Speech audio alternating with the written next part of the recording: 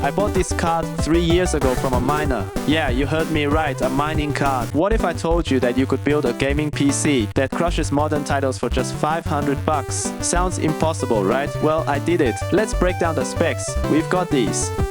Now, you might be thinking 128 GB. That's tiny! And you're right, I skipped the M.2 for now because those things are still pricey. But get this, I snagged a 1TB PCI 4.0 SSD for about 120 bucks the other day. I'm still figuring out where to put it, so it's not in this build. Now, here's the crazy part. I bought this card 3 years ago from a miner. Yeah, you heard me right, a mining card. Everyone says to stay away from them, but I took the risk and it paid off. It's still running strong today, although I broke 2 of the DisplayPort outputs.